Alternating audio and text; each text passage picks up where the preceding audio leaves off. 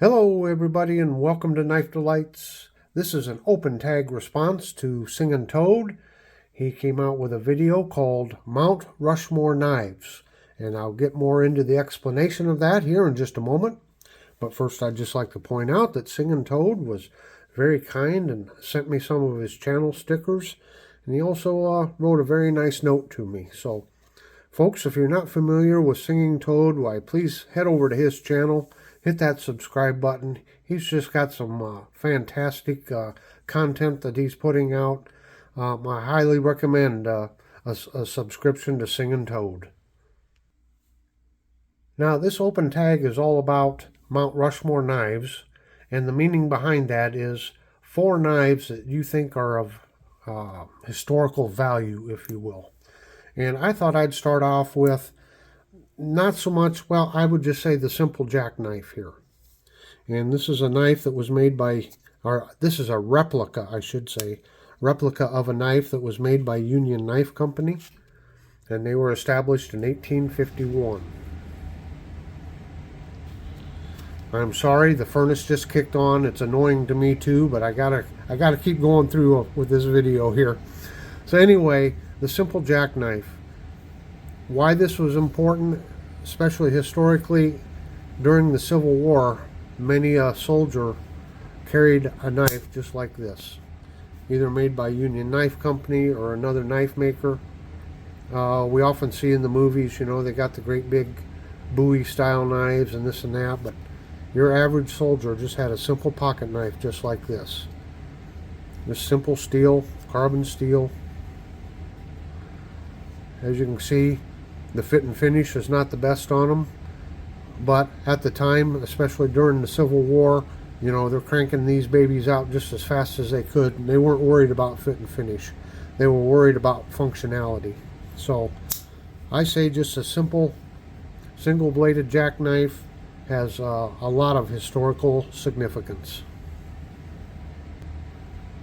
The next knife I'd like to show you is a Green River knife. Now this is a modern one. This was made from a kit, and I don't think you can even see barely make out Russell on there. So this is just a modern version. But the Green River Knife Company was started back in the, well, around the 1830s by John Russell. And Green River, they set the standard for hunting knives back in the early to mid 1800s. They had a couple of expressions. One was an expression of quality. It didn't matter what product you were buying. Someone would ask, is it up to the Green River? In other words, is this a quality product? And not just knives, but any product you were buying, they would ask, is this up to the Green River?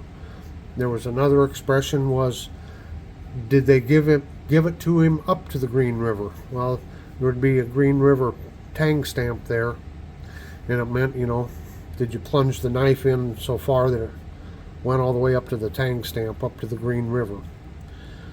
Very historic company. I think it was the second largest cutlery company at the time. They were so popular out on the plains. There's a picture of John Russell. Of course, with the trading posts and everything, the Indians traded for them. You can see here a war club here, and they've got 3 of the blades embedded in their war club there. There's a picture of some of the vintage ones. Nice beaded sheath made there. So yeah. Then he combined with Harrington, and well, there was just a whole lot of history to this company. They are still around in some form, but I do not know for sure who owns them right now. But Green River Knives really played a big role in the early days of in American history and the founding of the West. So number 2, the Green River Knives. I don't know how we could continue on without a K-bar knife.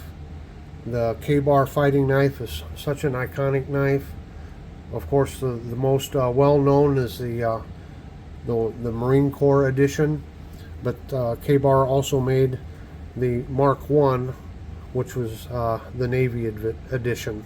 So this is a replica made by K-Bar of the Mark 1 Navy fighting knife.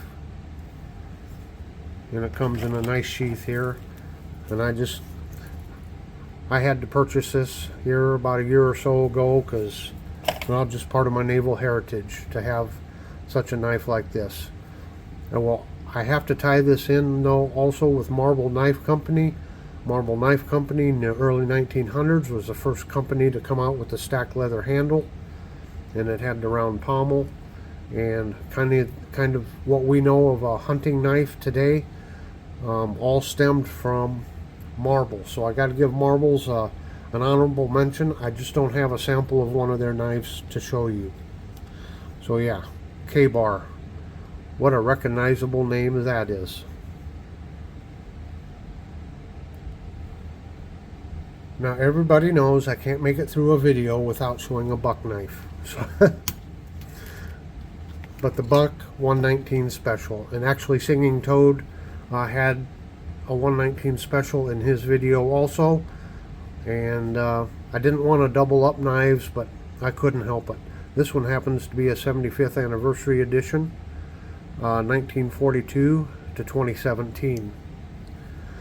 I just watched a video by Zach in the Wild, and he did a wonderful history on the Bowie knife, and there was ebbs and flows of the popularity of the Bowie knife, but he spent quite a bit of time when it got up into the 1940s, and he credits Buck with the resurgence of, well, this is what we think of as a Bowie knife, even though we don't know for sure what the original Bowie knife looked like.